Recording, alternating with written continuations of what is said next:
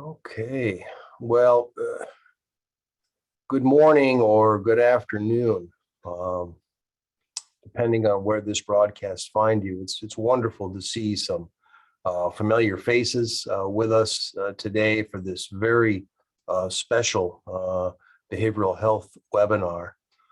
I'm just letting everybody get settled in here virtually. Yeah, it's great to see some new names and faces as well.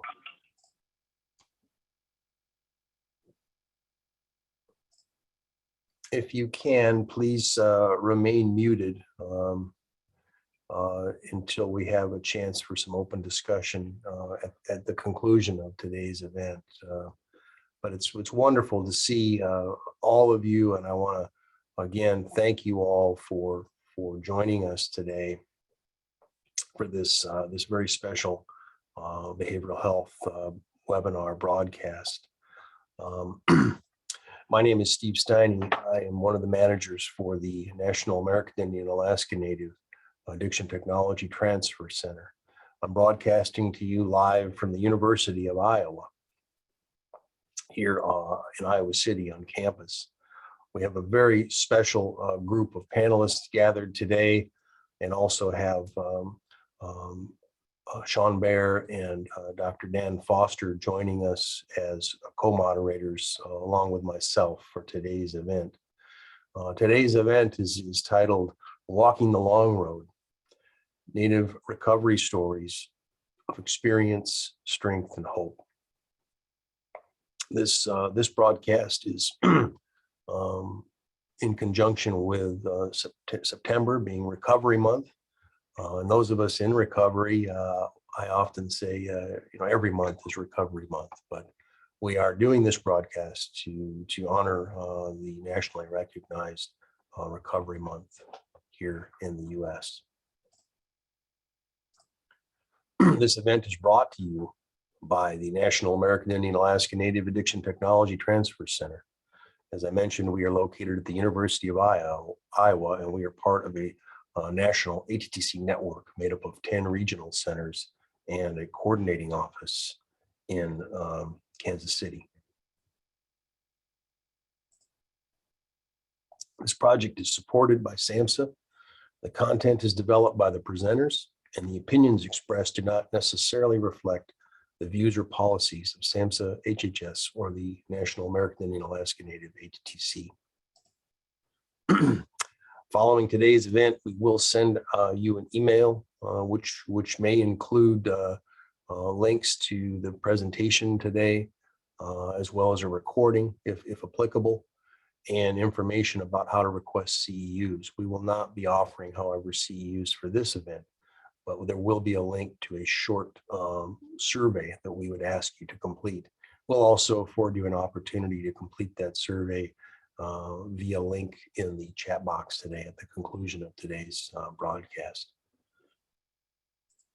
I know we are gathered here today virtually, but we wanted to take the time, excuse me, to acknowledge the land and pay respect to those indigenous nations whose homelands were forcibly taken and inhabited. Please take a moment to read this land acknowledgement, which was created by 3 members of our team, Ella and Keely Driscoll and Sean Baer.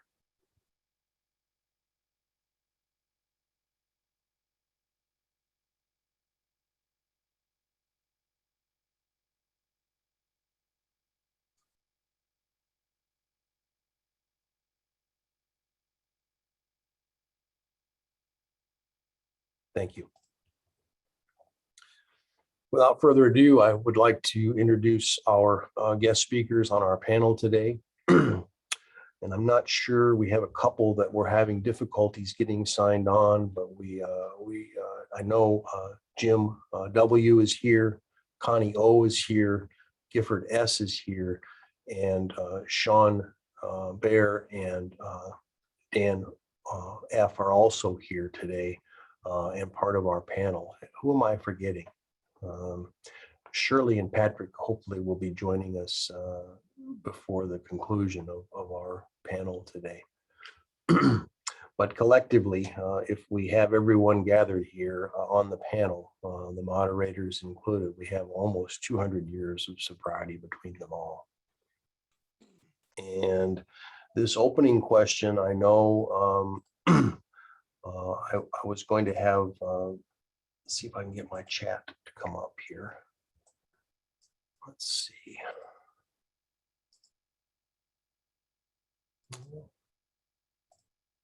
Where are you, chat box? There it is. The opening question, Sean, would you like to begin?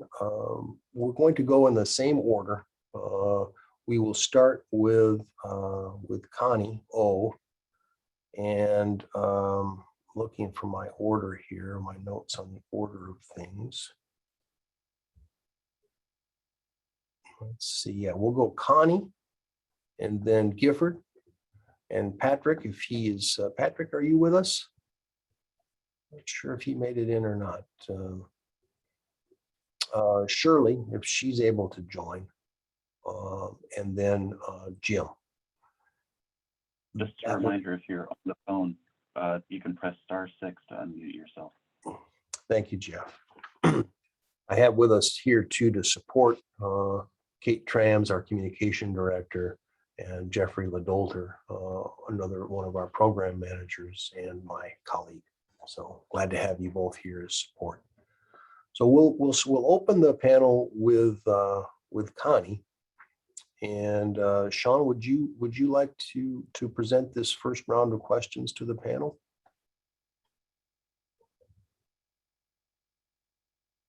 Connie,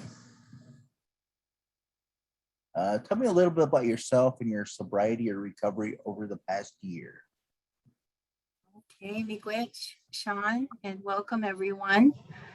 Bojo, Connie O'Marin, Dishikas, Albuquerque, New Mexico, Shawnee, Oklahoma, and Donjaba, Nishnabé, Potawatomi, Citizen Potawatomi, and Irish Endow. I'm Connie O, and I am really, really happy to be here. I want to thank Steve and all who made this possible, and I'm so glad to have so much recovery on here with me. And that's what this is all about, for us to be able to share our stories and our experiences and give each other hope, because that's what happened for me. I really feel like I celebrate Recovery Month every day or every month. So grateful for my recovery. You know, it's really important for us to celebrate it, because some people are still searching and looking for that path.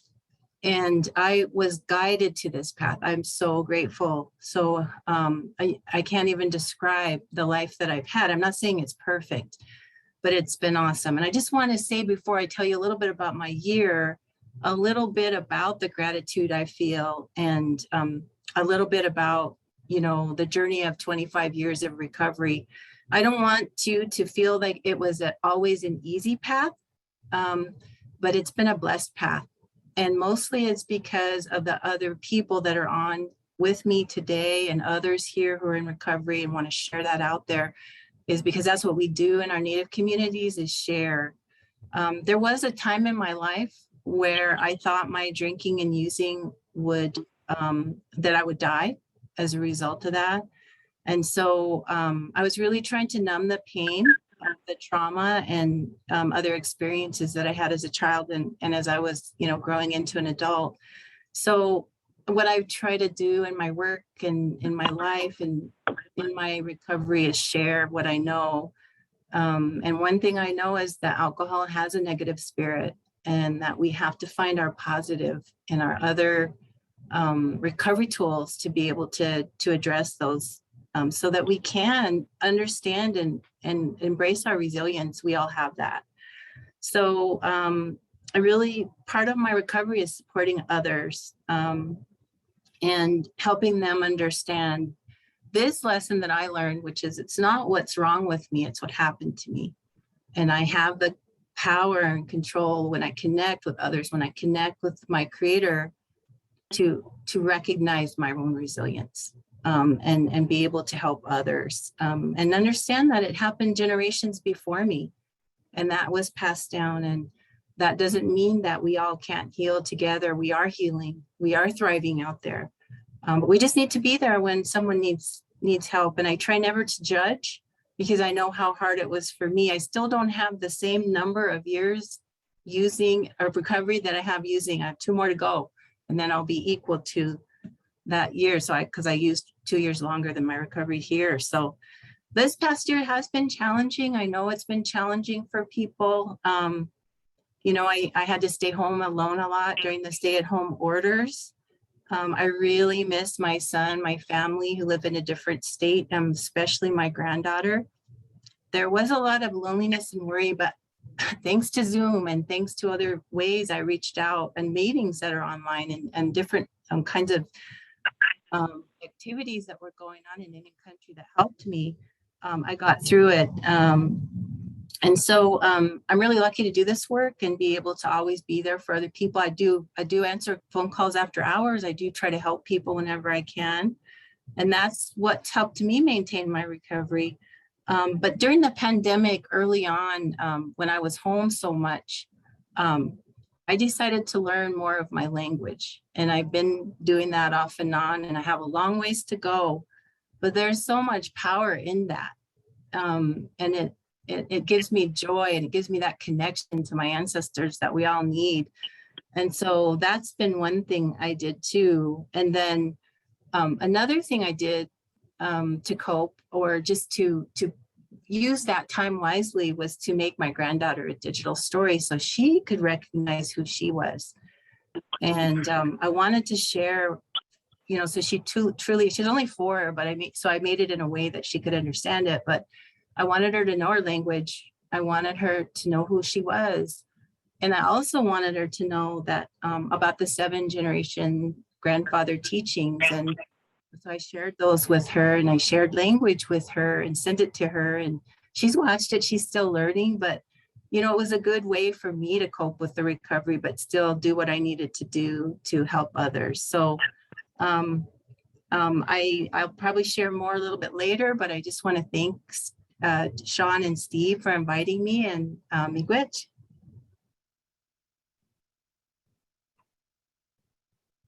Right, Gifford? How about yourself? Can you tell us a little bit about yourself and your sobriety or recovery over the past year? Yeah, thanks a lot, Steve, Sean, all you good folks, ATTC, for allowing me to be here. Thanks everyone for being here and participating. My name is Gifford Standing. I'm 43 years old. I was in active addiction for 23 years, born and raised here on the Fort Peck, Assiniboine, and Sioux Reservation in Northeast Montana, where I'm an enrolled member. I started to grow up in 2016 after I ended up in jail, and I moved to the Rosebud Reservation in South Dakota, and that's where I spent the first 4 years of my recovery. And during the pandemic, the Creator brought me back home. And in the process of coming back home, the last year it's been testing and trying and tough. I had some monumental losses I had in my life of people that had been there the whole time in my recovery that I met in South Dakota that crossed over and went to be with our relatives, and coming back home, coming back to the Lion's Den, if you will. It was a harder adjustment for me than I thought.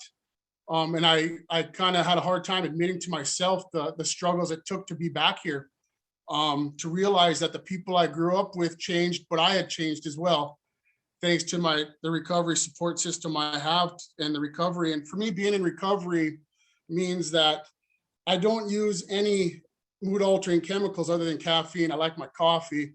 So to do that, there's certain people, places, and things I just can't be around. I mean, it's like my sponsor, Jim, always told me, you know, you can only hang around a barbershop so long before you get a haircut. And that's a slippery slope around here, you know? So it's like, it's one of those things where you get to know who has your best interest and who doesn't, and you get to love people from a distance.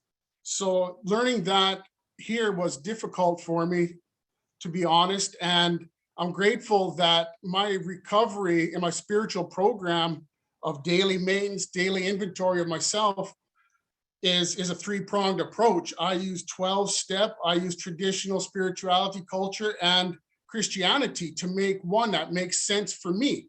and that's what works for me. And coming back here was a culture shock for the simple fact things were wide open and it gave a false sense of security. The pandemic was just starting.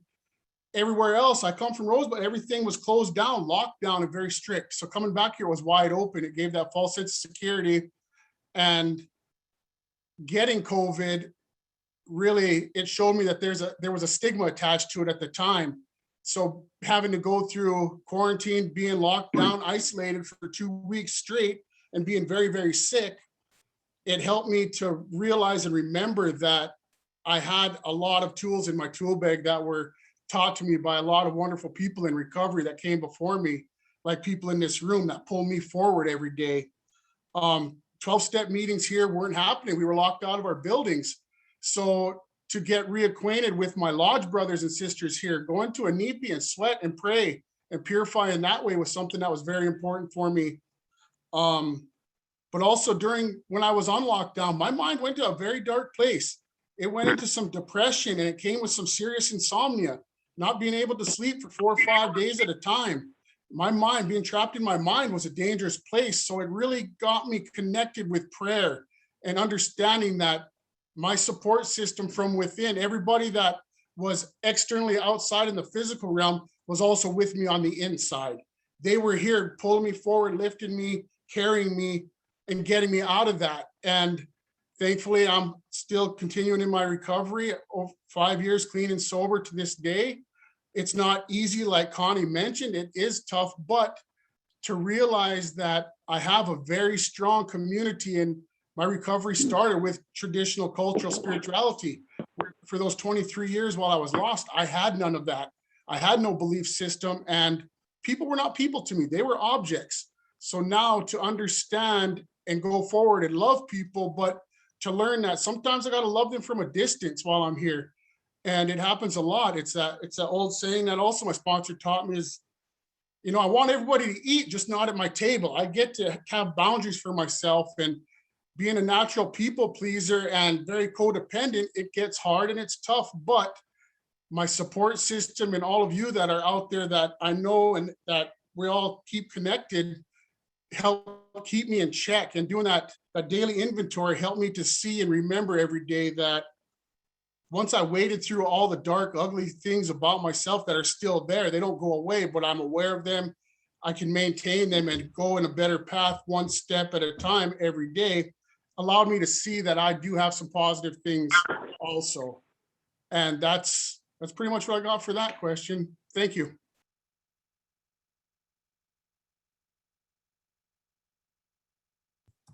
Jim, would you like to tell us a little bit about yourself and sobriety recovery in the past year? Sure.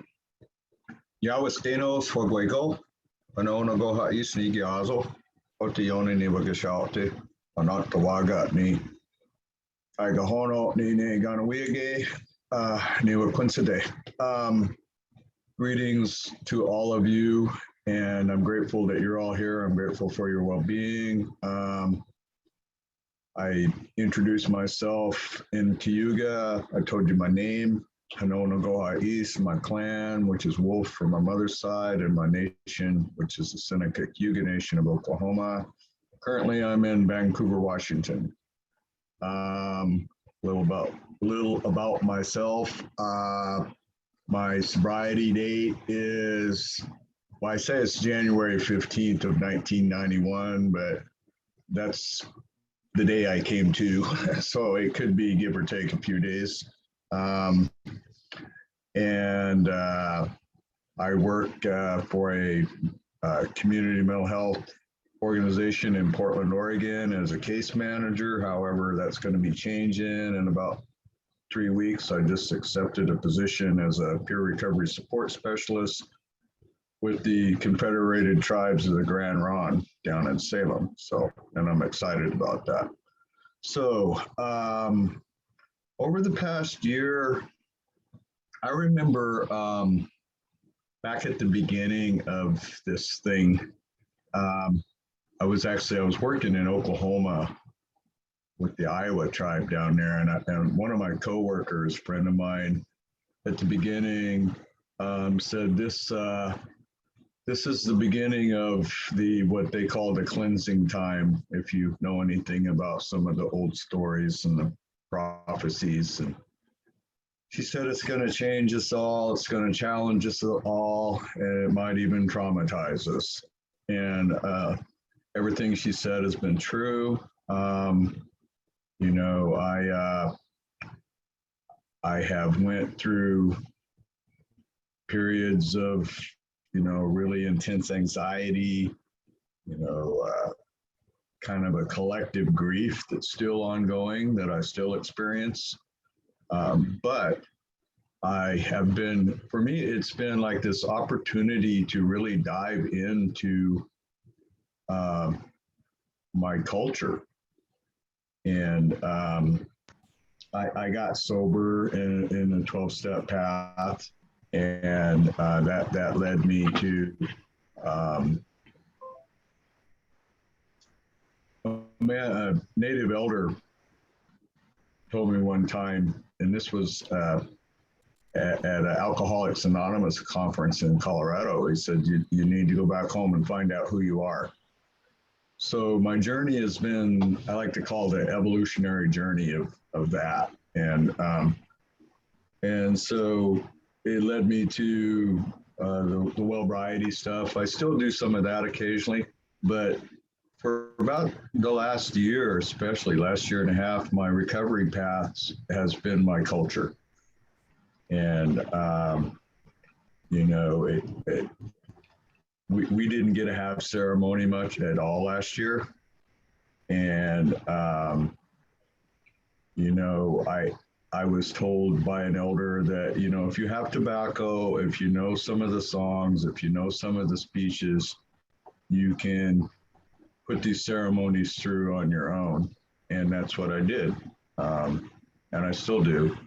My auntie passed last April. We couldn't have a traditional wake and what have you. So I had learned enough of the speeches that we say for our condolences and some of our customs, and I was able to honor her at home, you know, best we could. But we have a speech that says it's called the Ganohanyo, the Thanksgiving speech, and the last line basically says that's all. That's the best I could do, and I keep leaning back on that because there, you know, that is for me what is all that's asked. I think this is the best that we can do. And so it's actually been a time of growth. I do miss getting together with people, you know, but I don't look for that to be happening anytime soon. So I'm just going to have to use what's available, you know, a lot of Zoom, a lot of phone calls, what have you. I'll just close with this. An elder that I heard speaking on a podcast not long ago was talking about these times, and his name's Uncle Eddie. We call him Uncle Eddie, but he said we can come through this times by getting together in community when we can, even if it's only virtually, and walking together with kindness and love. And I'm really, really trying to go that way and keep that good mind, and you know, not sink into despair and negativity and cynicism, and at the same time feel everything that I feel, you know, and not try to avoid it. You know, I don't want to reduce sacred living to looking to escape. So yeah, that's about where I'm at right now as a result of living in these times for the last year and a half. Yahweh.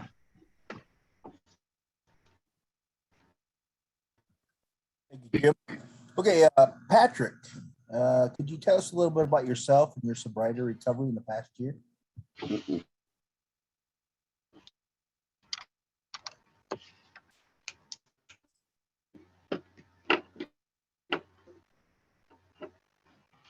Everybody hear me now? Yes.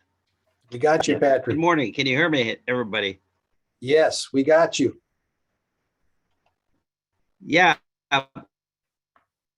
I was trying to say, okay, good. Yeah, my name is Patrick Blackfield from Browning, Montana, and but the last year and a half really trying for me because of the isolation. I work at a Blackfield dorm on the Blackfield reservation, and we weren't working. We teleworked almost that whole year. So basically, what I did, the rest of us, I went and did a lot of looking at a lot of these workshops like I do now, and listening to all the people that I must have did over 100 webinars this past year and a half, and keeps me sober doing that and talking to my peers who have a therapist who's actually a psychiatrist. I read every 3 months. It keeps me straight. And actually time to understand and look back and well, actually my lifetime and things I did that, and I really believe in the and wheel. I live by that. You know, it has.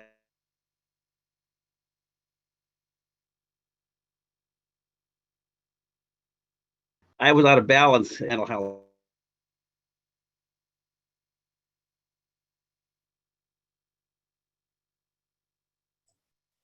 The mental capacity.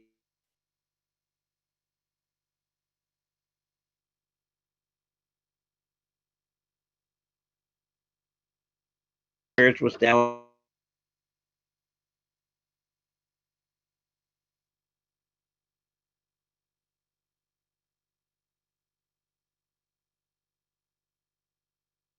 Patrick, I'm sorry to say, it looks like you're cutting out a bit. You may have a better connection if you try to just to dial in through the telephone number instead of Zoom. Sorry about this. Patrick, I'm going to have Jeff send you a dial-in number, and maybe we can circle back to you with a better connection, because I'm straining. I want to hear your story, and I can't. So let's try and get you a dial-in number.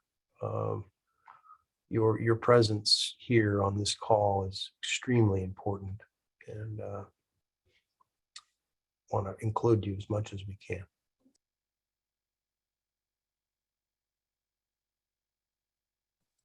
Well, we can start out with the next round of a question for each one of you, starting with Connie again. Tell us a little bit about about the role your culture and/or spirituality has played in your recovery. Miigwech, Sean, for that question. What I wanted to tell you, something that strongly helped me reconnect to my culture, because I wasn't raised with the teachings and acquired them later in life. And during the early part of my recovery, I lost my dad, my mom, and my nephew. And I was in a great deal of pain. I was able to stay sober, but I was in a great deal of pain. I had the support of my, sorry. I'll go ahead and keep going. And then if you guys need me to let Patrick back in, let me know. Okay. I had the support of my 12-step group. Thank goodness. My friends, I had learned the morning smudge and prayers. That was incredibly healing for me to do that practice every day. I needed that. And then sometimes throughout the day, but it was one of the most difficult times of my life. My dad was able to quit drinking from a lifetime of use, but he did end up dying, you know, of the long-term effects of alcohol. I didn't grow up in Oklahoma. My dad left to go to college and didn't live in Oklahoma all his life. But I remembered in his early recovery that he made a journey to Shawnee, Oklahoma, and he talked to relatives and learned more about who he was. That helped him immensely. He died shortly after, but years later, I took that journey that he took, and it was so powerful.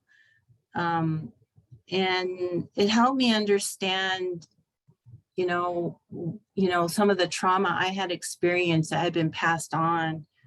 I truly didn't understand the effects of historical trauma on my own family until I understood the history and the trail of death and the losses that were passed on down, and the realization that only 40 families survived that ended up in Shawnee, Oklahoma. So when I learned about that, the pain, the sorrow and grief that my ancestors, you know, experienced, you know, it helped me understand more what I was going through instead of blaming myself, instead of thinking something was wrong with me. And so,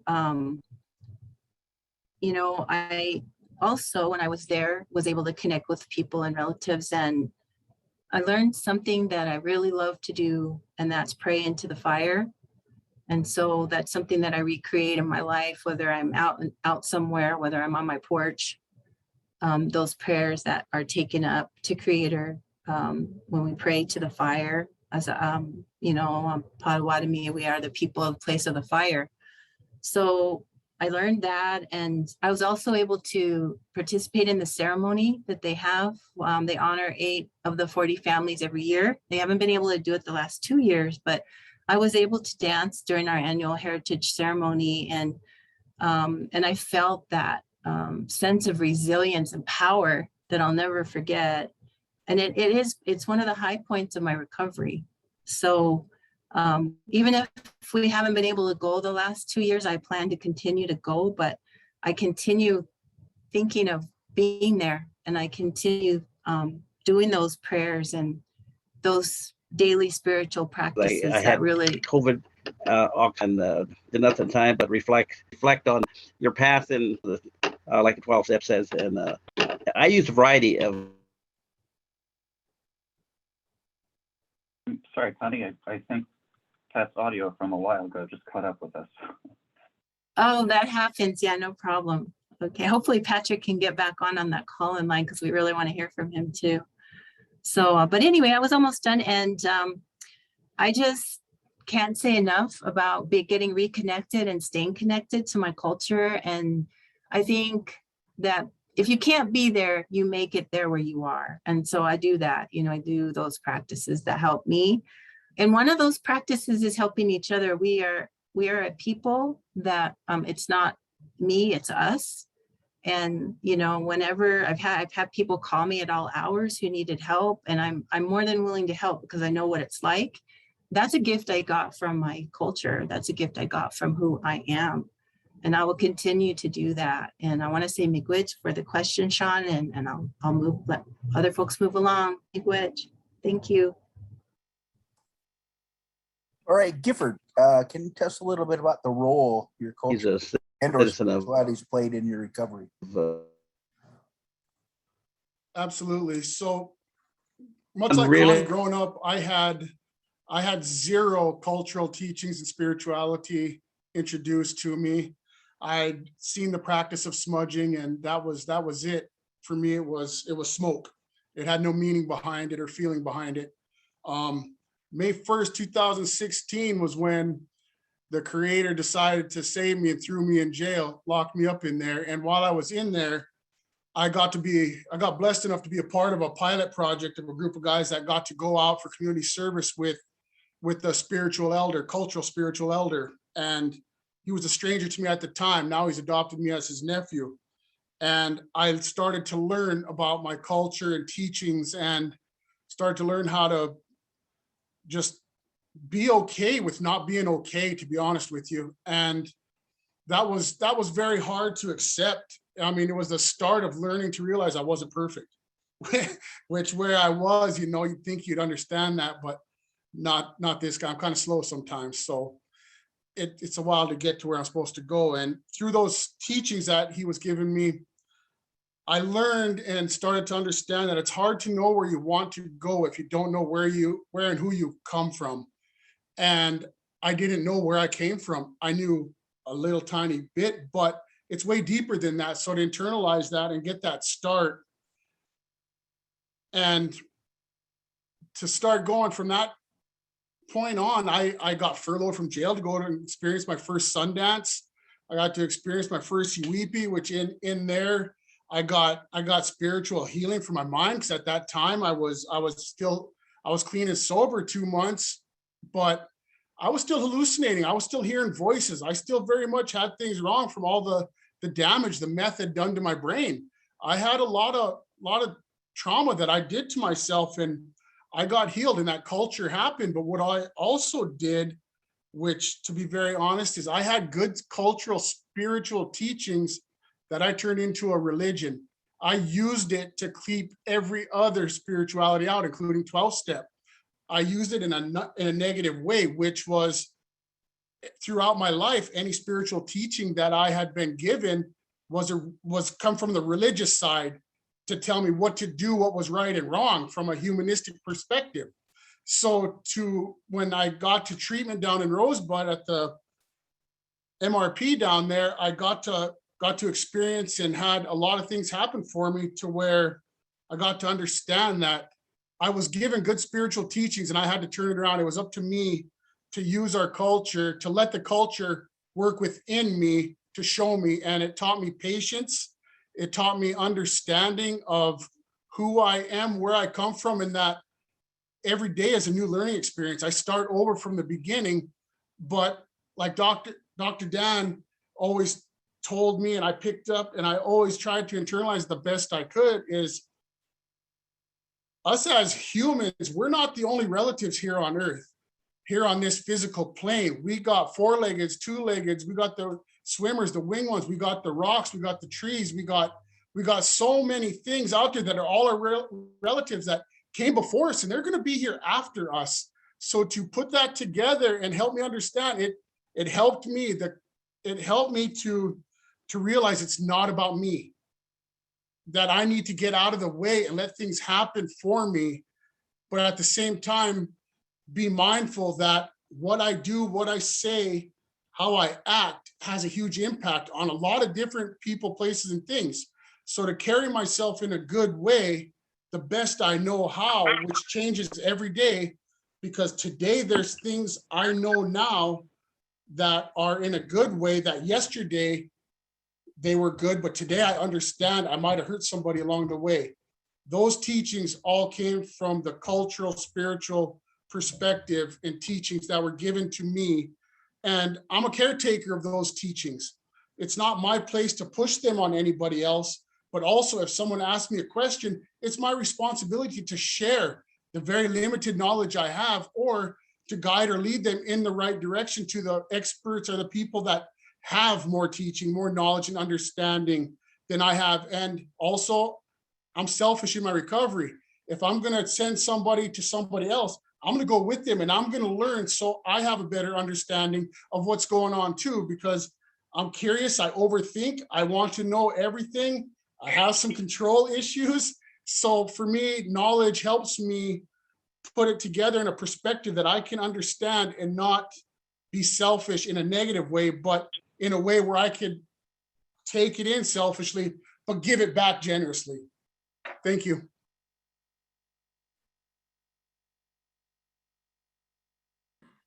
Thank you, Gifford. Patrick, I'm going to ask 2 questions and hopefully you'll be able to do them both.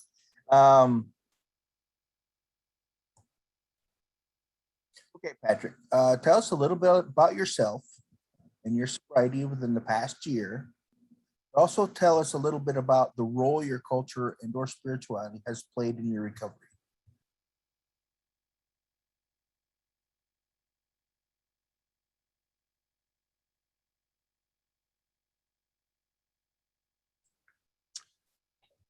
Patrick, if you hit *6, you should unmute on your phone there. I can see your number. There we go. Yeah, can you hear me, Steve? Oh, crystal clear. Yes. Did you hear me before? We couldn't hear you before. Okay, yeah, I can start over, Steve. You want to answer that first question that Sean had asked? Yeah, okay, I see that. Okay, well, thank you. I've had a lot of trouble with this, but kind of like my sobriety during the years. But anyway, my name is Patrick Kathleen. I'm a Blackfield from Browning, Montana, and I'm currently working as a substance abuse counselor at the Blackfield boarding dorm under the Bureau of Indian Education. And I did hear some of the comments and talks, and I respect their their sobriety, and I respect how they're staying sober. And I'm really honored to be here. Thank Steve and Sean for inviting me on to say what I need to say. And like I said, I really live by the last year and a half. I really struggled. I had a lot of trauma, right? We got post-traumatic stress as well. But I had COVID in October, the month of October, and I was more isolated then. And like I've told my friends and so forth, they know I live by the medicine wheel concept. I believe you got to stay in balance with yourself in all the four areas, and spiritually, mentally, physically, and emotionally. But my mental health really suffered during a time being isolated, pretty much by myself during that time. I did nothing but had time to think and reflect and think about the past, and and try to maintain my sobriety. I must have looked at 100 webinars on health and mental health and wellness to keep myself sober. And I also used being a veteran, I have a psychiatrist that I see and maintain my you got to dump on somebody, and I really respect this. The doctor, I of course can't say his name, but he offered me a lot of good advice on what I took. And you think about a lot of things when you're isolated. Times about, okay, even in time for suicide, stuff, you're so depressed. And but thank God for the friends I have. Thank God for the University of Iowa, the program that they have.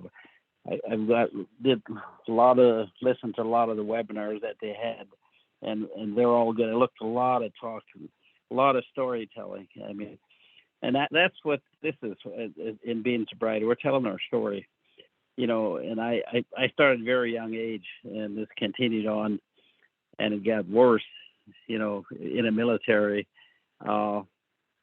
Almost got, I don't know how many office hours I had for being drunk and not following orders and all that stuff that we do when we're drinking. And I met a gentleman who was a sponsor, and I remember this very clearly. He said, "Pat, why did you come down to Nevada and get a job?" So I went down there. We were in Sparks, Nevada. We're playing on these one-armed bandits. And I said, "Steve, what kind of job is this?" He said, "It's the counselor." I said, "Substance abuse." I said, "What do they do?" He said, "Number one, you can't drink." I said, "What? What kind of a job is that?" So, and that was the beginning of, Steve was my sponsor, and I thank him for saving my life. And, I maintained sobriety from that point on for approximately 7 years. Had some great jobs in Nevada, worked for the University of Utah where we trained counselors, some of the old timers then. And from then on, I like I said, I fell off there at one time playing softball, and a bunch of us were there. They were drinking and pizza, and I happened to, just go back to the old thing. And that's what happened. I fell off, and then what I call it research. I went out and did research for another 13 years. In 1989, I believe it or not, I was a bartender at the Legion Club here at Brownie, and I told my boss, I said, I'm going to go back to there in college to get my graduate degree. And they said, oh, we'll see you in 2 weeks, Pat. And I said, no, you won't. And, you know, I really had to do a lot of soul searching and everything like that. And so I went back, and from that day on, that was 1989. I haven't had a drink since then. And like I said, like the reason you really have to be selfish, and just like when you're drinking, you forget everything. You say, well, I'm not hurting anybody, but you don't realize the people you're hurting, the number of them. And just like in sobriety, you got to be selfish. You know, I had to, when I first started out too, people would come and say, you know, I don't want no drinking in his house. And they said, well, you're too good.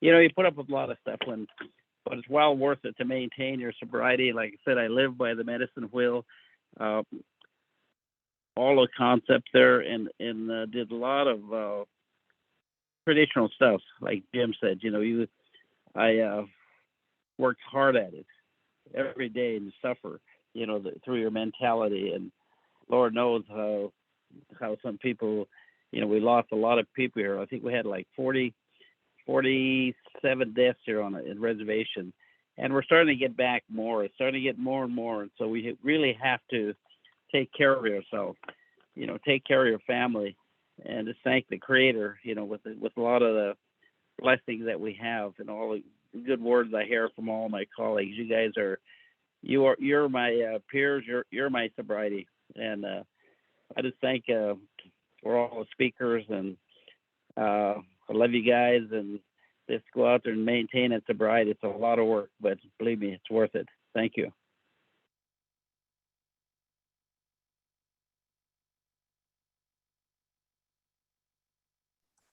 Thank you, Patrick.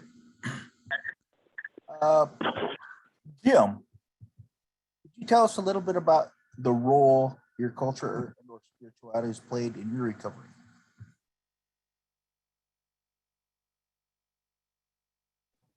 I'm sorry, Sean, did you say Jim? Did you say me? Yes, I did. Yes. Okay. Wow.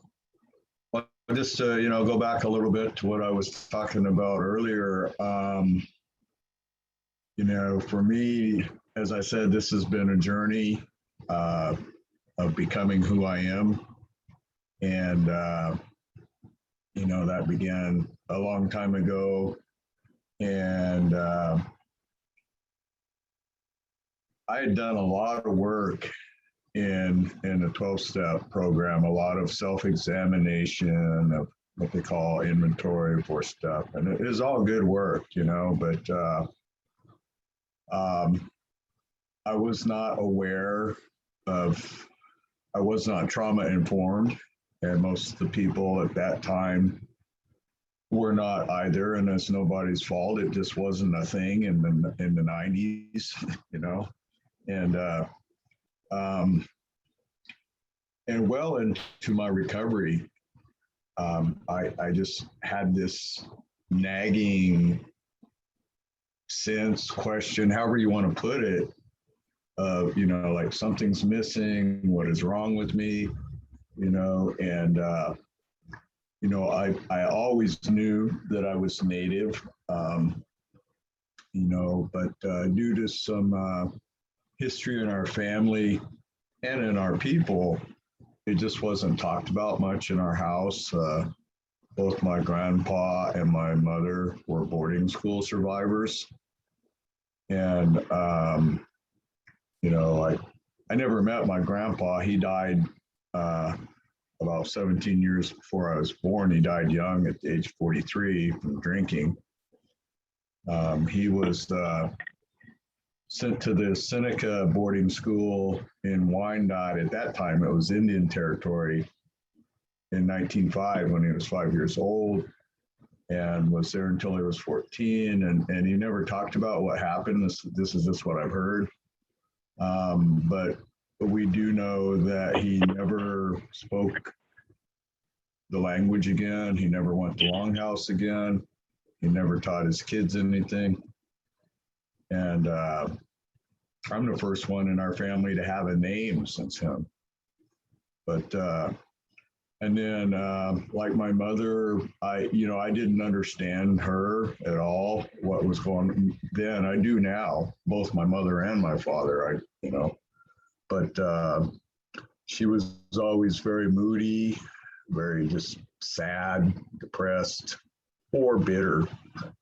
She could be quite cruel and vindictive. And I didn't know about her boarding school experience until I think I was like 21 years sober. And I found out that I had an older half sister that's 10 years older than me that was born while our mother was in the boarding school at Chilocco in Oklahoma. Mom was 17. When my sister was born, she was taken away by a minister and a judge and sold to a white couple in Miami, Oklahoma. And I will admit, I carried some anger about that for some time, but it was around this time too that, a couple of different elders were telling me I needed to go back to Oklahoma and find out who I am. And through a series of circumstances, I did, and I ended up taking a position with a community mental health center in Grove, Oklahoma, which is where our people are located. And when I got there, my auntie said, this was 2015, said, you should go talk to Paul. He's one of our seated speakers in the Longhouse. He teaches the language and the culture, and I just dove right into it. And 2016, I was named. I was the oldest baby in the Longhouse. I was given my name. And I think that kind of cemented who I am as what we say, Onkwehoe, the people, the original beings, and all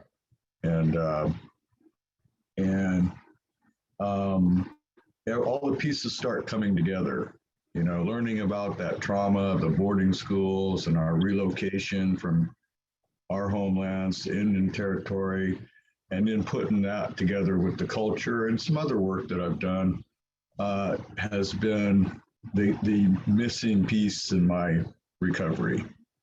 I no longer have to walk around wondering what's wrong with me. And the culture itself, our ceremonies are all about, giving thanks and acknowledging our relation to all the things in the creation. And I find that very healing. And I've been able to carry that over into my work. I've found that working with Native peers, Native people on a cultural level, and just sharing my story about how finding out about our story and getting connected to our cultures has been so healing, I just not very long ago, I found out sometimes all I needed to do was burn some sweetgrass and say a few words in my language, and even if they didn't understand my language, it did something. And pretty soon they're saying, I want to learn my language, So yeah, it's probably for me over the last, like I said, 6-8 years been the most vital part of my recovery. I don't do the 12-step much anymore. Like I said, I walk on our path. So that's all for now. Thanks.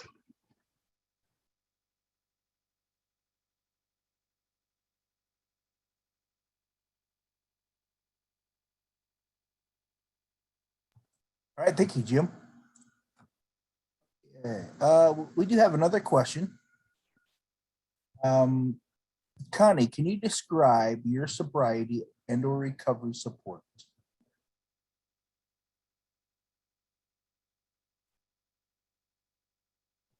Yes, I sure will. And I found the unmute button, so that's a good start. Thank you, Sean. That'd be good. Well, first of all, I have to say that there's a lot of support here, and I want to acknowledge that. And I think that that's how we do, we network, we find each other so that we can have that support and hear our stories. Story is so powerful in our communities, and we've heard so many wonderful stories today. And I always listen for those stories, and I'm always willing to share my story.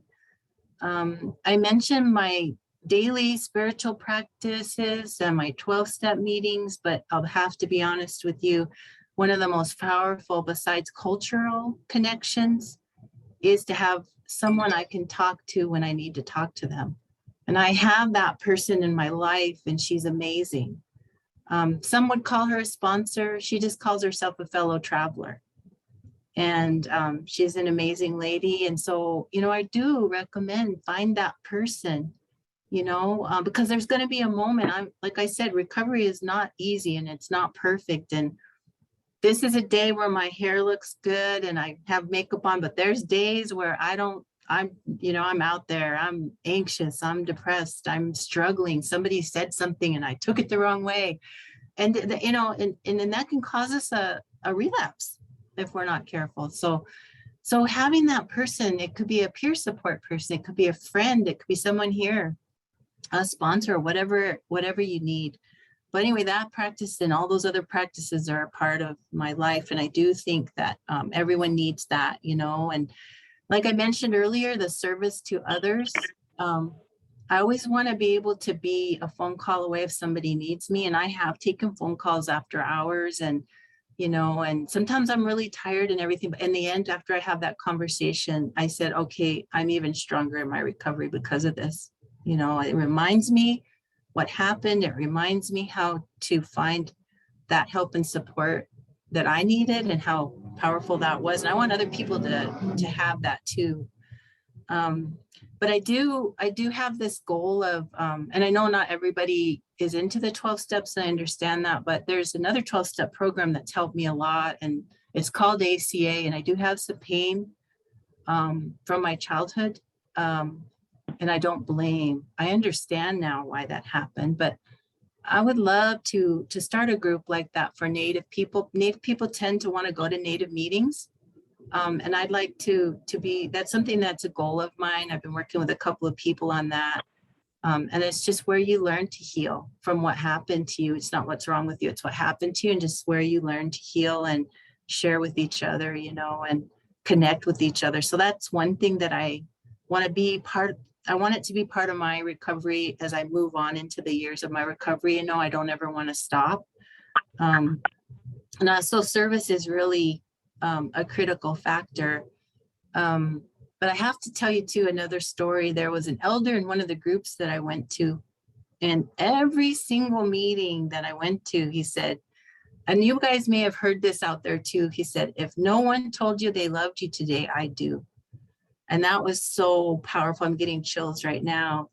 I know everyone needs to feel that love and needs to feel that they're cared about, because you can feel pretty alone out there when you're using, and even when you're in recovery. And it can feel like you cannot lift yourself up, that your soul, as Patrick said, you can be so out of balance that you're not sure how to get back in balance, but you can. And it does start with love. So I hope everyone knows they're loved and cared about, and that recovery is possible. We have some amazing and spiritual folks on this happening that we're having now. I'm just so honored to be on with all of you, Jim, Gifford, Sean, Steve, and Patrick. It's just been amazing to be on here with you. So just as kind of a quick last thought, you are part of my recovery and support. And if no one told you they loved you today, I do. And I'm going to learn to say that in my own language soon. So, miigwech, thank you. Thank you, Connie. Gifford, could you describe your sobriety and recovery support? Yeah. So like I mentioned before, I have a 3-pronged approach with our culture, Christianity, and 12-step. And the thing that I really engaged in self-change was with the 12-step program to start with. I didn't want to go to the tables. I didn't want to walk through those doors, but being in treatment, it was a part of the program, and I had to get with the program. And walking through those doors was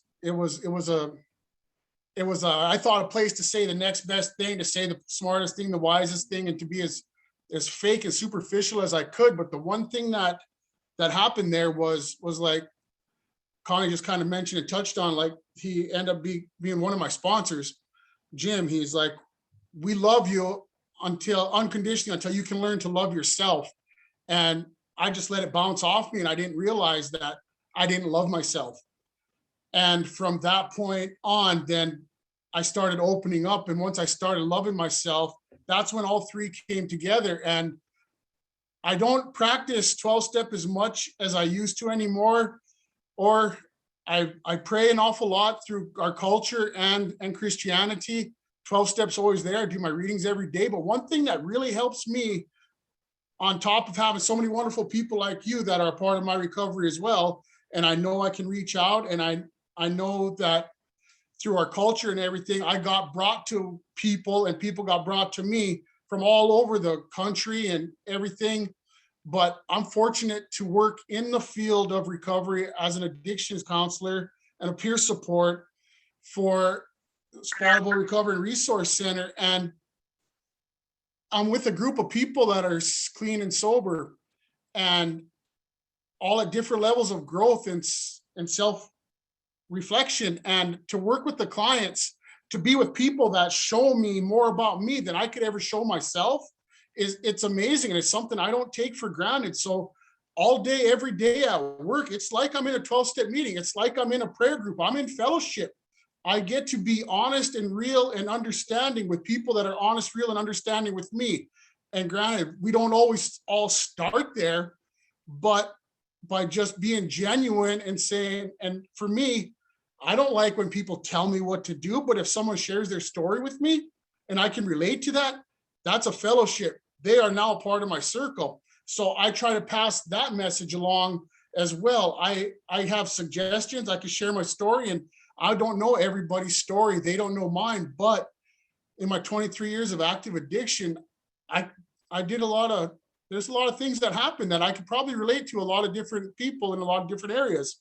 And so the three, the culture, the spirituality, and 12-step Christianity, all of it comes together to create this wonderful ribbon of support that wraps me up and keeps me safe, when all I was for those 23 years without any of that was a tornado in a trailer park, just destroying everything in my path, including myself, until I wanted to die.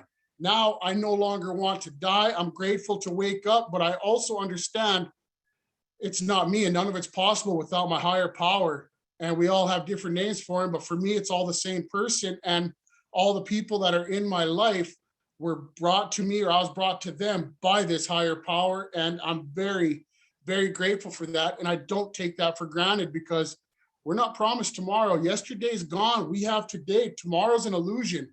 If you're banking on tomorrow, I mean, it's good to have a plan for if that happens, but what are we doing today? And our culture and my spirituality and the people that are around me help remind me every day that it's a process. Every day I start over brand new. It's day one in my recovery, and I'm grateful for that. Thank you. Thank you, Gifford. Patrick, could you describe your sobriety or recovery support? Okay, yeah, thank you. Like I said, I mainly my support is, it's got to start with me, like Gifford mentioned. You know, you got to take care of yourself and be aware of what's going on with you at all times, and you know, and deal with stuff. Be honest and respectful to others as well as yourself. And I like the way the gifts are giving, you know, for like the natives, how they you can give something you don't have. Interesting story. My old friend, I see Dr. Foster's on here. But a year ago, when Dan and I got together, we were working on those modules, and we kind of got stopped there just for a little bit. I just want to take a break. And Dan says, Pat, you don't mind if we have a ceremony? So Dan, he got his medicine stuff there and pipe and got out and we had a little ceremony. And after that, I had a hard time getting up, Dan, if you remember that. But after that ceremony, our minds got cleared up and we began to go ahead and get what we want to do, working on that module. And then the other thing, I like what Gifford said there. When I was running the treatment center at Crystal Creek Lodge, I wanted to try the concept about going back where our ancestors were. So I said, how are you going to do that? Dr. Joe Gahn and I decided to, he wanted to do some research, and so did I. I've always wanted to have a treatment center where you would have a traditional track as well as a Western philosophy. So we got together, and then we got all, after Dr. Gahn and I did this, we actually got some spiritual leaders, and we did it in a ceremony. So we went out there and asked the spiritual leaders in a ceremony how we should do this. And so they gave us the concept. We go back to the old ways. You start from how your ancestors did. And so actually we incorporated. I told my boss and so forth, let's try this. And so it worked. So they actually set the agenda for this traditional treatment. And so when the people would come into treatment, I'd say, what track do you want to go? The traditional or that? And it worked well. You know, it's basic. How do you put up a teepee? What are the different kinds of smudges? What is a pipe ceremony? What is a sweat? And things of this nature. And so the spiritual leaders were the teachers. And I started to just try this for a month or two. And after about 4 years or so, we went on to make it all summer. So it worked really well. And when I left, it kind of faded out, and it was very unfortunate because I thought it would work really good with everything. So I really believe in the traditional treatment. I think it works. And a little side note on it. In that ceremony, was very fortunate to get captured and become a crazy dog, the Crazy Dog Society. And I, being away I was one of the products, Jim, of the boarding school, getting sent off to different cities and so forth. So I kind of lost in touch with my my language and my traditional ways. I was raised by my grandparents, who were very, very humble people, and I think humbleness is such a big thing in anybody's life, and respect, like you said, And so I was raised the old way, but I left home early. I grew up in a boarding school, and my last school was Flandreau. And I went down there, and when I down a quarter for 10 months, and I come back home, and I was there 10 days, and I talked my grandma into signing me to go on a service. She didn't want to, but I said, Mom, I called her Mom, because I said, there's nothing here for me, Mom. I said, I need to get out of here. Just 10 days, and so that's when I went in the military. And but then I kind of lost my way, and I lost myself at the same time there. You go down, I hardly ever seen a white man, stuff like that. Basically, we just grew up on, like I said, all natives. So it was really a shock to me, culture and otherwise. But so I had gotten a lot of problems and so forth in there, like I said earlier. But so I had to get back, and more importantly with myself, and really, really do some soul searching. I was a lost soul for quite a lot of years. Like I said before, I finally met my good friend down and who told me to go to Reno, Nevada. And from then on, I I got a good taste of sobriety. And you, like you said, I think Gifford said, never take anything for granted or never become complacent. It can shock you and get you in a minute. Just like I said, I had 7 years of sobriety, and in an instant I was gone. You can never put your guard down and take it serious. No matter what, you take a lot of ridicule, but take that as everything is, like I said, I never believe in negativity. I think it's a learning, a lesson of life. You got to learn by your mistakes, so you won't be chasing your tail, running in circles, because it's a vicious circle. With anything, whether it's relationship, being sober, just everything in life. That's why I say you got to really take care of yourself. And I try to do that in every way, every day. When I get up every morning, I thank the Creator for everything I have. I sit out with my wife. We discuss the day's events. We talk about what we're going to do. You've got to really be together. Cherish your friends. Cherish your peers. And mainly, cherish yourself and the things around you. Be thankful every day for what you are. And like Gifford said, you live it today. There's no promise for tomorrow or the future. Live in a moment. You got to be there in a moment. And, like I said, respect yourself, more importantly. Thank you. Thank you, Patrick. Jim, could you describe your sobriety recovery support? Sure, excuse me. Well, over the last year and a half, I want to say, first of all, I'm really grateful. When this all began, I was working for the Iowa tribe in Oklahoma, and excuse that noise, that was emails coming in on my work phone. But I was working for the Iowa tribe in Oklahoma, and last March, at the end of last March, we got an email from the tribal council saying, okay, we're shutting everything down. Y'all go home, basically.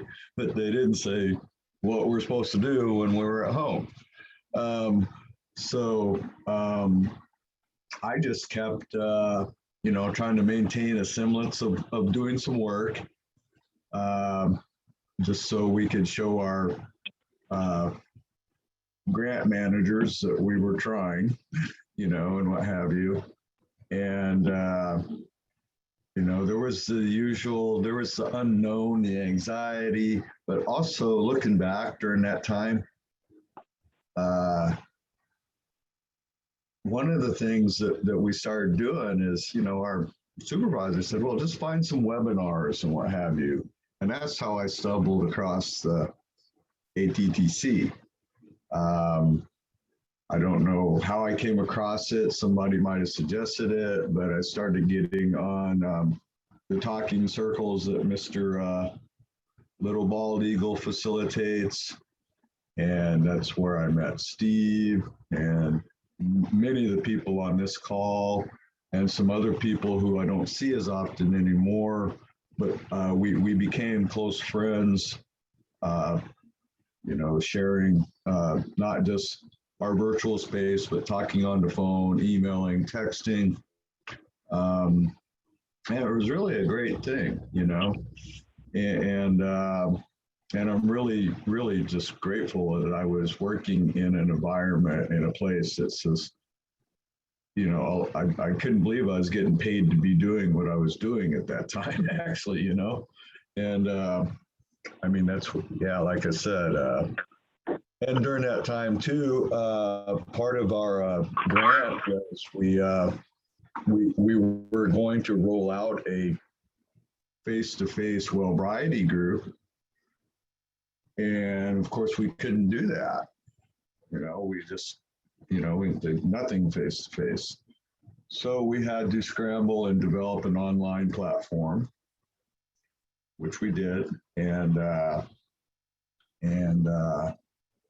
once again, I kind of promoted it. Actually, I promoted it on on some of these webinars and talking circles through the ATTC. But once again, it was just amazing. You know, we were looking at first to, you know, just to reach the local community, and we ended up having folks from all over the country. Up here in the Northwest, one lady from here in Portland joined regularly, and actually here not very long ago, I met her for coffee, you know, and that's where I met Rafi, who's on this call, and just people from all over that I'm, you know, consider good friends now. And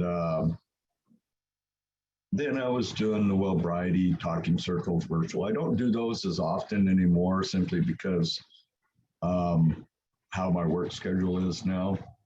But when I moved up here, things kind of changed a little bit. I wasn't getting paid to be on talking circles and what have you anymore. And so that was a bit of an adjustment. And I will admit, I had to go through a period of mourning, I think, for those, you know. And but once again, I don't know what you want to call it. When I came up here, I was hired to work as a case manager in a community reentry program in the 3 county jails in the metro area. And that was supposed to begin in the middle of January, and we couldn't do it. There was not enough people in the jails to meet our criteria due to COVID. The only ones in the jails were the people they didn't want to let out. And so they had another grant that was through FEMA and SAMHSA to outreach to the BIPOC communities in Portland metro area. And I was tasked with reaching out to the Native community. And that was fun. And I made some wonderful connections. Actually had a few Native peers that I was providing peer support to through that. I got connected to the Native organizations up here like NARA, NIA, Native Wellness Institute. That's actually how I ended up landing the job that I'm going to. But and they do support groups. Future Generations Collaborative does various support groups throughout the week that I've taken part in. They're virtual. There was a men's group that we were meeting in person on Wednesday nights. I went and did a few sweats and helped carve a canoe. Darn it, sorry.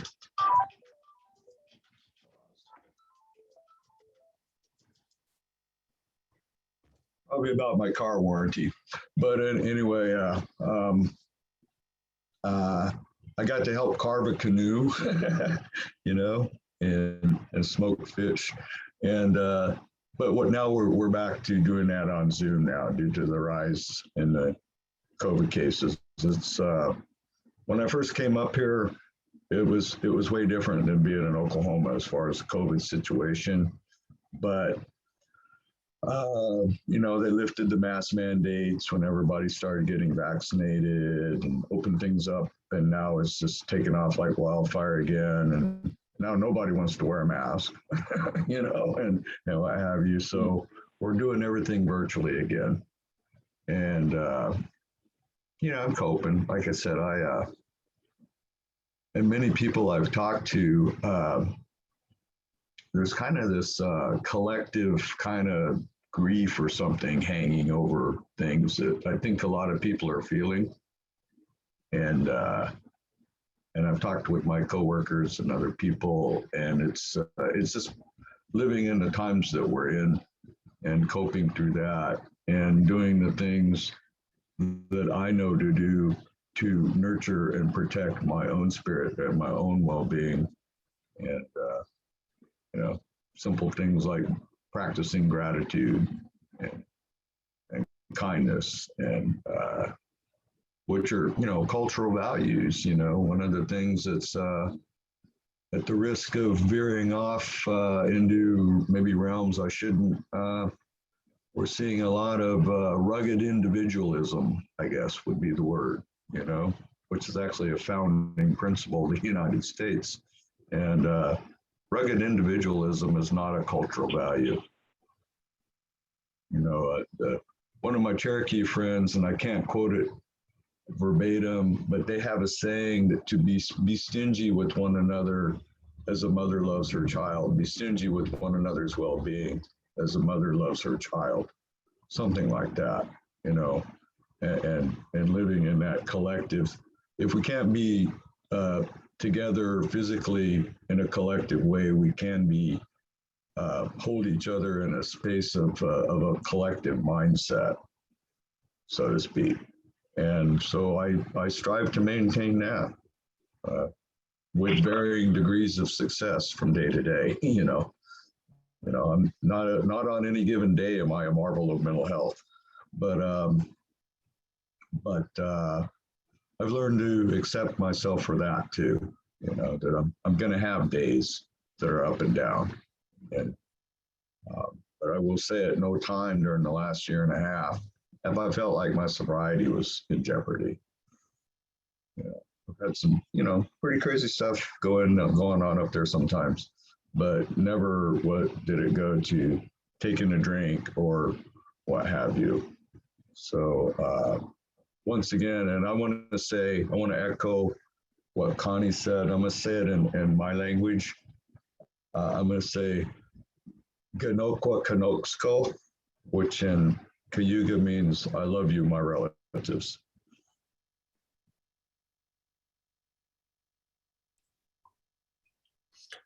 I want to say thank you, Jim, Yahweh Jim, and I want to also just acknowledge and thank Sean for co-hosting this event with us, and all the panelists for their contributions and comments today. With the remaining time, what we would like to do is open the floor to other participants. If you have comments or thoughts, questions, or feedback, we'd like to spend the next 15 minutes or so opening the floor and allowing participants to share and be part of this as well. So the floor is open. You can unmute yourself, or if you'd like to use the chat box to make a comment. We've managed to enable the chat box as well.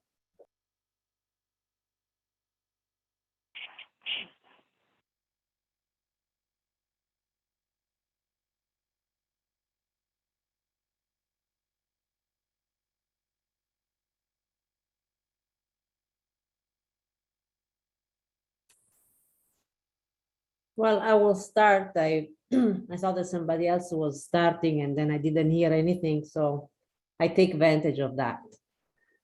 First of all, I wanted to thank all those that shared.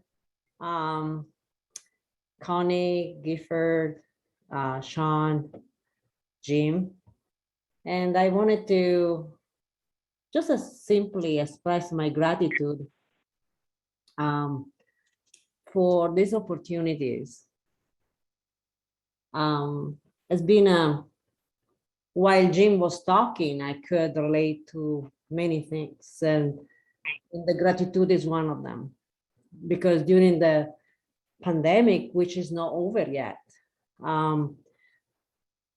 these times online through Zoom, connecting, I really appreciate it so much. It really giving me so much in terms of inspiration, support, the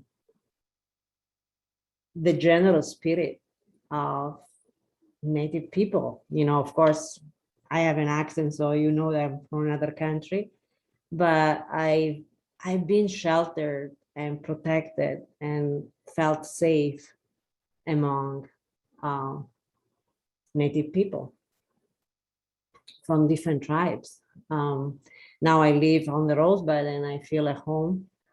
And I just wanted to say how grateful I am. I don't think I would have been able to graciously go through this pandemic without the support of Talking Circle, this workshop, just meeting and connecting with the people I met on Zoom. And I'm in the generation that doesn't use computers that much, and I'm so pleased that that I was able to utilize this tool and connecting with, like right now, with each one of you. So thank you. Thank you all for sharing your experience, your recovery, and your gratitude. Thank you.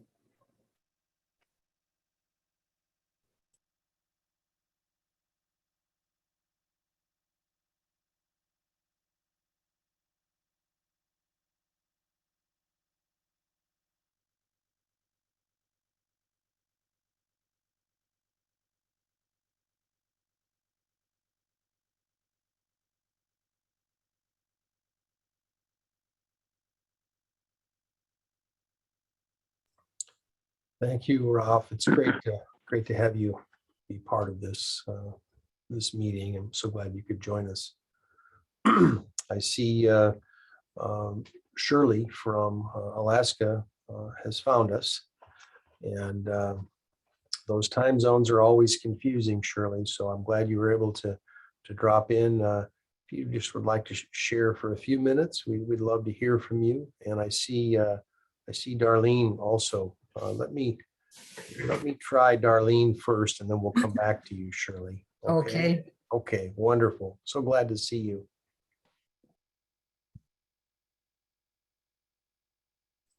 Hi, can everyone hear me? Can you hear me okay? Yeah. Yes. Awesome, great. Well, I just want to mirror, of course, the gratitude of these Zoom meetings. Going into, the pandemic and being sent home, also with the lack of guidance from the tribe. I worked for behavioral health as a case manager, peer specialist, looking for anything and everything that could help me help my clients in a distance format.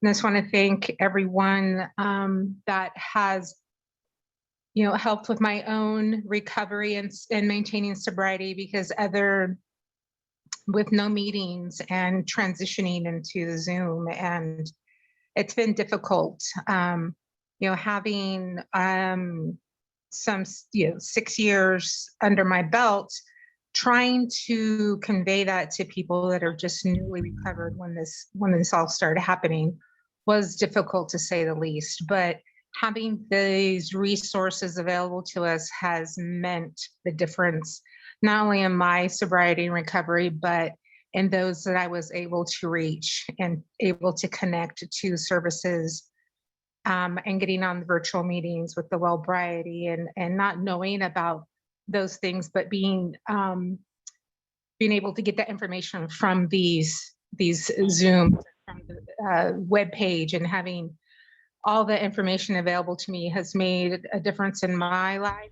And I, in turn, have been able to make a difference in other people's lives. So I just wanted to say thank you, and keep up the good work.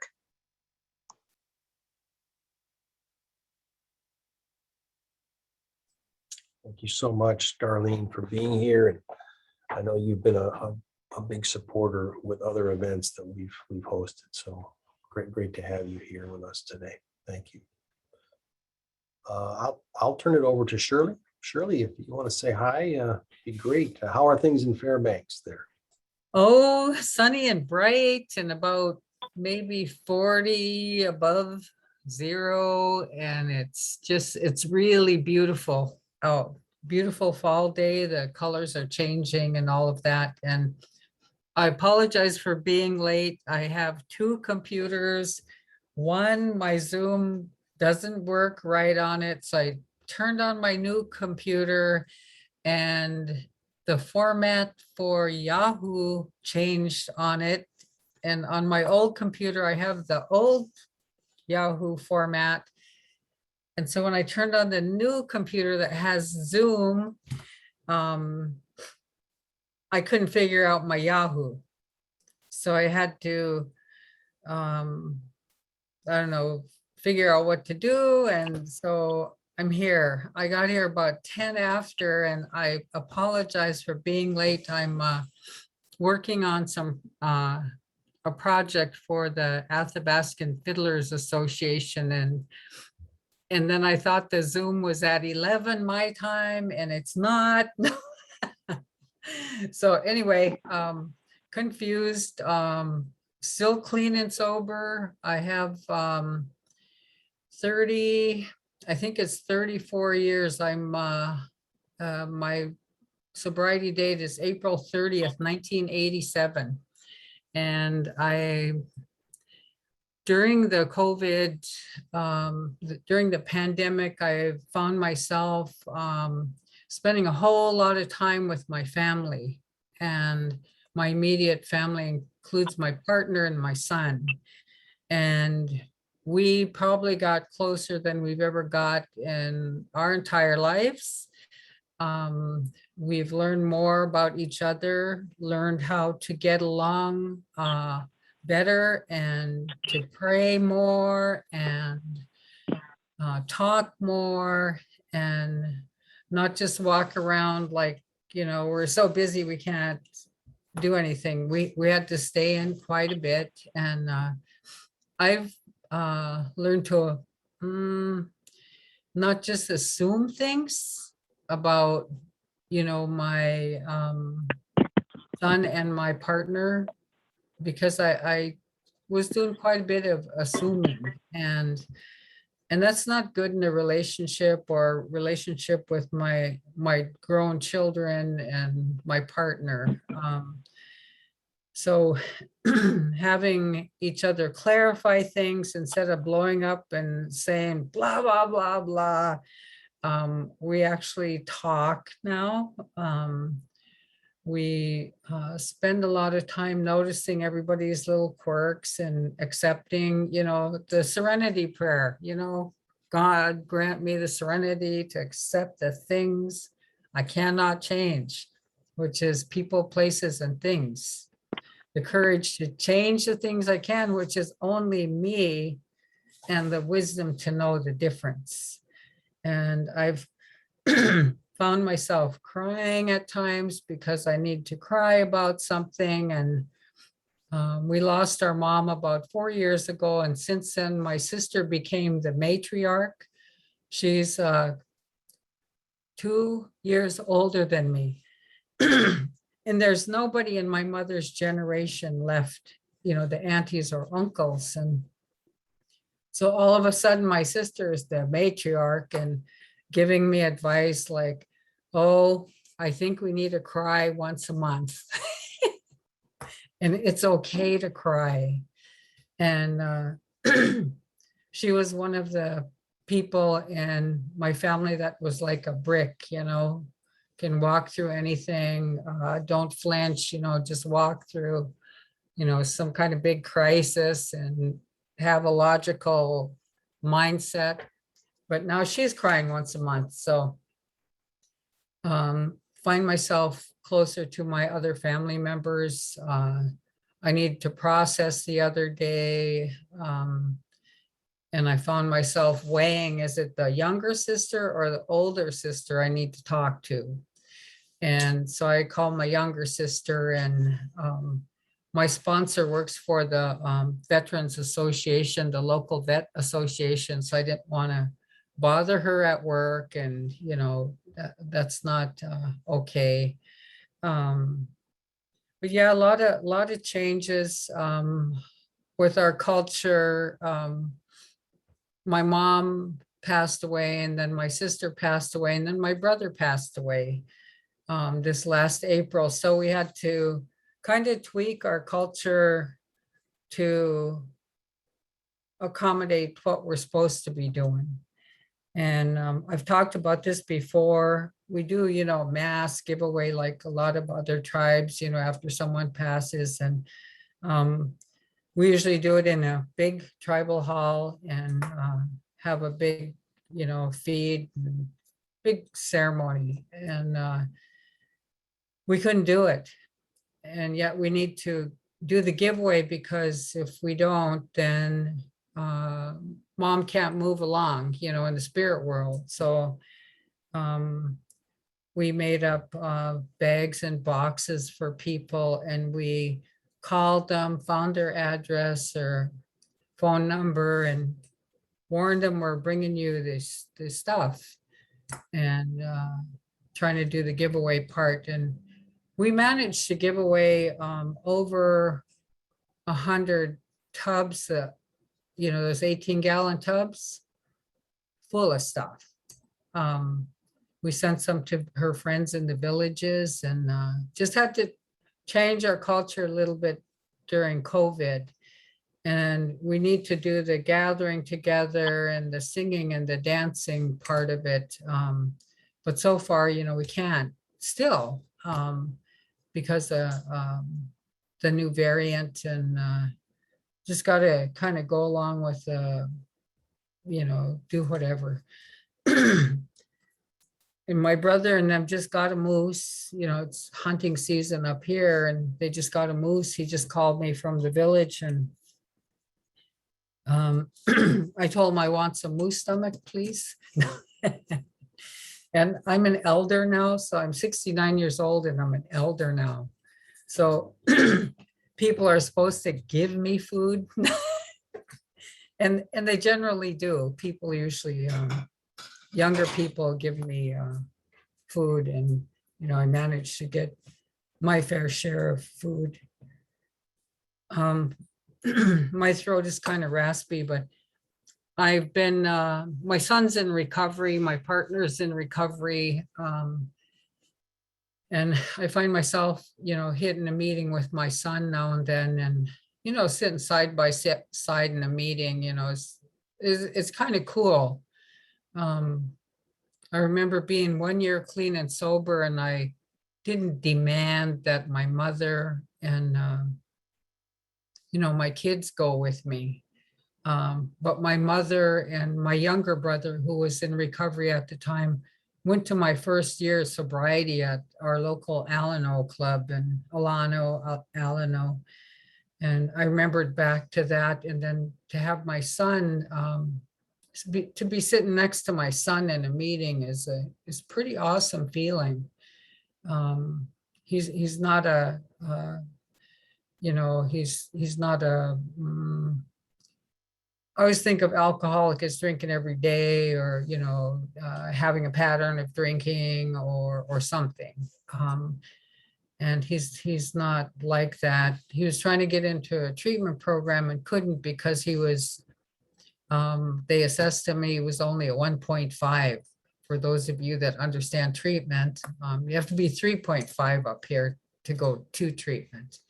So it's kind of cool though to sit and talk with him, and just remember back to when I was going through recovery, and who helped me and what helped me and what I was like, and every time I'm assisting somebody in recovery, I look at myself, and they don't recover quite like me, but some similar things. And I always try to assess what's going to help and what's not going to help, Anyway, COVID, has taken a toll on everyone. The other day, I did something in my sobriety that I've done several times, but I went and bought didn't buy it, but financed a new vehicle. So now I have a new Bronco Sport, and I feel really good about it. It's going to take me to meetings and take me away from here to, pick berries and run to one of the villages that's on the road, and, do what I want to do. And my partner has a vehicle too. So yay, let's get out of here. No. Don't have to get up at 5:30 and drive anybody anywhere. And I'm kind of semi-retired, but I I'm bored. I get bored, so I've been doing some work for our local native radio station. It's called Voice of Denali, and the Athabascan Fiddlers Association owns the radio station, and they're part owner of a bingo hall. But I do a lot of their archiving of photos and, kind of fun stuff. I mean, as you age, you kind of decide what you want to do, what you're willing to do, and, how much time you want to devote to something. And it's been kind of cool because I just kind of do what I want. Like this, coming onto this Zoom meeting here is something new for me. I did a lot of Zoom stuff with my clients, but doing this is something new for me. I'm excited about my new computer. So anyway, I want to say, Anabasi, thank you very much for listening to me. And my son's getting ready to head out. So I'll just say, Anabasi, thank you very much. Thank you, Shirley.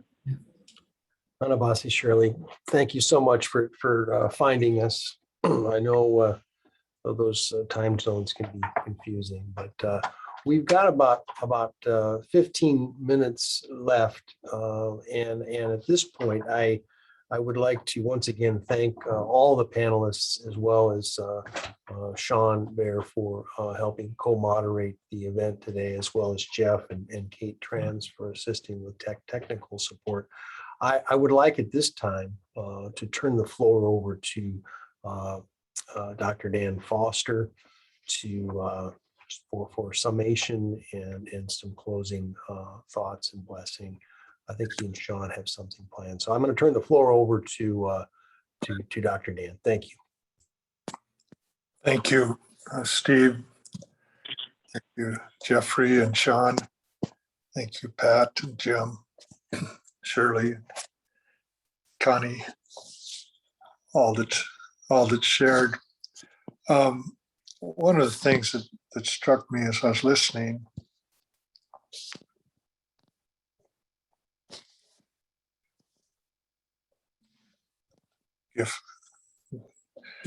was that sometimes when we talk to the past, we forget that that we're also including the future in our circle, our Hochokawakan, our circle of life.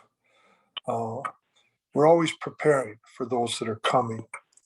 Some of the things that I've noticed in our communities in the 50s, Pat, you remember those years. I'm not going to date you, but in the 50s, some of the elders, well, even Shirley on the phone, you talked about the Greens, and their mom used to always say, "You're not going to turn my crank." I don't even know what she thought she was saying, but she'd always crack me up when she'd say that. So there was a cultural gap between the grandkids and the grandparents, language-wise.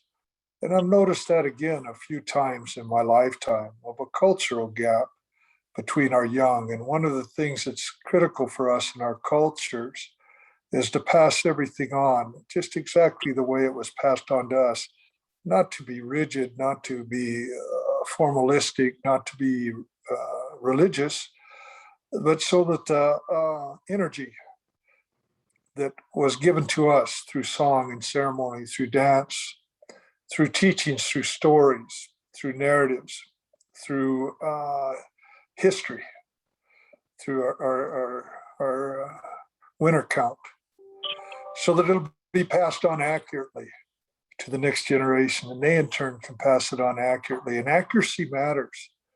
With some of the stories and so forth, it took me a long time personally to remember the story accurately. I think I'd have it, and the old people would just shake their head at me.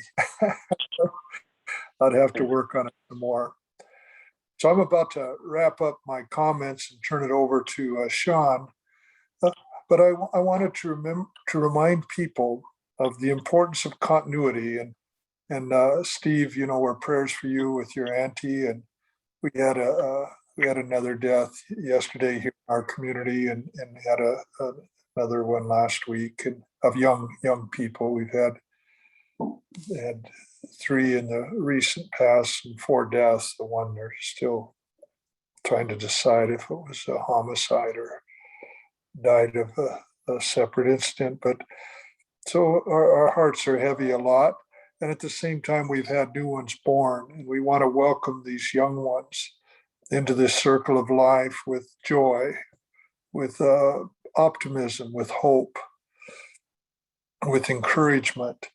And so I've never had a year, Sean and Pat, Giff, I've never had a year and a half where I appreciated Rafi, where I appreciated cultures as much as I have this past year and a half. I've appreciated the wisdom of culture, and as we've had a tough time gathering and all, we've buried quite a few people up on. Pat is a relative of my wife, so he's my relative by marriage, and we buried quite a few people up on the Blackfield reservation. We buried quite a few on the Rosebud reservation, Rafi, and we buried quite a few here, and quite a few at Siston Wahpeton, where it's been a very, very grievous year. And we've also welcomed quite a few young ones to our circle. And we want to do the grieving, the crying that Shirley talked about, at the same time that we're doing the welcoming and the honoring and the loving that Connie and Jim talked about. And so thank you, each of you who have presented. Thank you, those of you that I've been so blessed to have you as part of my life. Thank you for being part of my life. And I'll be quiet now and pass it on to Sean. Thank you, Dan. Yeah, listening to a lot of the discussion that we talked about, it's like something's kind of come, out of that. But one of it was difficulties in life. People tend to find ways to cope with pain in their lives. It can be difficult to find the correct avenues when they don't know how to approach the things they have tried to hide from all their lives. We all seem to find ourselves in a place that we find difficult in our life.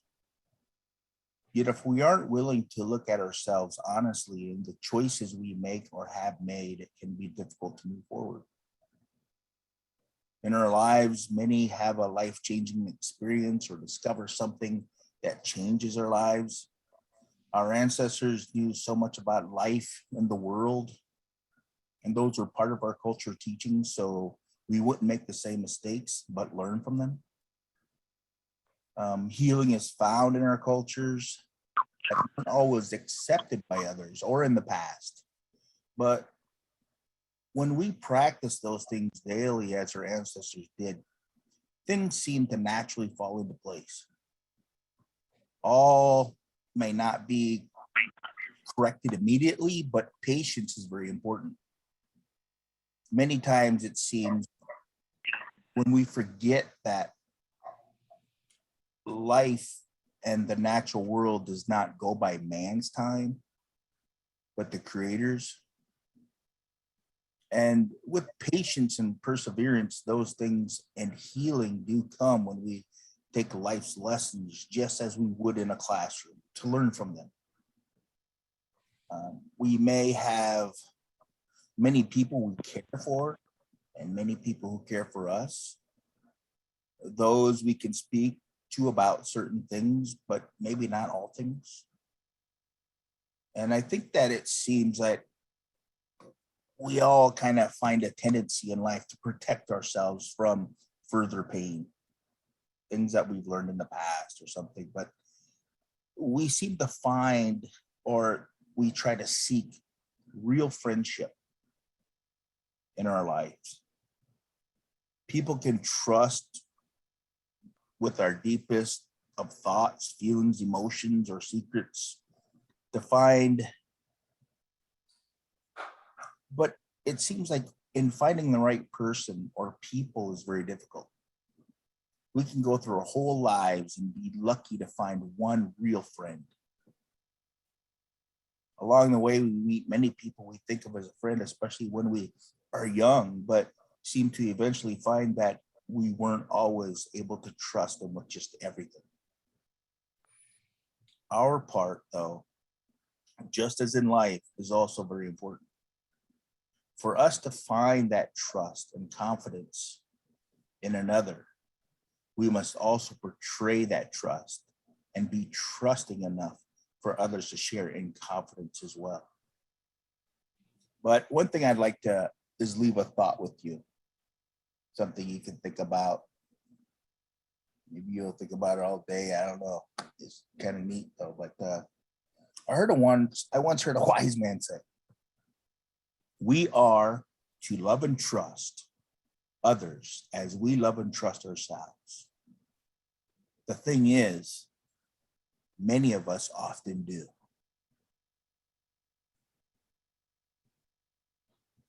Thank you. Bilal, Sean, I'm going to close with a song, Steve, unless you wanted to share something more. But the thing that I didn't share that I thought of sharing while Pat was talking, and I think I will, based on what Sean said, and this was before I met you, Giff, but as after I met you, Pat, and thank you, Pat, for letting us have those ceremonies, the sweat ceremonies every week, and the occasional pipe ceremonies for the years I worked with you at Crystal Creek. It sure made a difference. And some of those folks I still stay in touch with. It was Ben Calf Boss Ribs used to come and join us. It was sad saying goodbye to him a couple months ago, but those are special memories. And where I'm going with is much of my life, what Sean just shared. I sought to become that positive person that Pat talked about. Connie kind of touched on it. Gift touched on it to some extent. Jim did, but inside, I didn't know what to do with the darkness. I didn't know. I was at the boarding school. We had a chapel Bible study. I don't think you had those at Flandreau. When only one of my brothers went to Flandreau, and I don't remember them being a strong religious place. But we had a church every day, and we had a chapel every day, and then church 3 times a week. I say that because somewhere as a child, I got the idea that if good things and pleasant things came into your life, the Creator loved you. And if hard things and difficult things came, that was Creator punishing you. And I don't know how I internalized that message. And maybe those of you that are Christians, Giff, you can talk to me later, but somehow I got that idea. Well, I don't have that idea at all now. The idea I have now is that the hard times and the difficulty times and those really grievous times that Sean talked about, I was in my 50s before I began to embrace them and embrace them as blessings in my life and give thanks for those very difficult moments, for those hateful people and those bullies, for the folks that molested me as a child. How was I going to give thanks? But I decided to embrace them too. And in the doing of that, as Sean said, it's important for us to be the friend that we seek. It's important for us to be the parent maybe that we didn't have. It's important for us to be the partner. In becoming that person, sometimes we hurt other people, just as we've been hurt, not with intention, but out of our own ignorance. None of us know what we don't know. And so I would say that the biggest insight in my recovery was the sharing I'm giving to you right now. And what I've encountered as a child, I really did not like the story of Job. That offended me. And Job said, though he slay me, yet will I serve him. I didn't like that concept. I like the story of Joseph, where Joseph said to his brothers, though what you meant for evil, God meant for good. But as an old man, I realized that much of what I looked for in my youth was to have that ongoing conversation with Creator. And I've told people that the biggest difference I see between us and Christianity is we talk with God, not necessarily about God. I now believe that Creator gave me the hardships that I've been privileged to face in my life, which I tried to walk away from. And so I encourage you, I'm not asking you to become a sadomasochist. I don't want to see you all in leathers with whips next time, but I am asking you to be one who loves and thanks Creator for all the blessings, negative and positive, in our lives, and for the teaching of pain. And so I'm going to close with the Thanksgiving song, if that's okay. Donka shela pila maya yelo, pila maya yelo, pila maya yelo, hey. We chose aniwa maya kucha, pila maya yelo, hey. Donka shela pila maya yelo, pila maya yelo, pila maya yelo, hey. We chose aniwa maya kucha, pila maya yelo, hey. Almadakweas. Doksha. Thank you, everyone.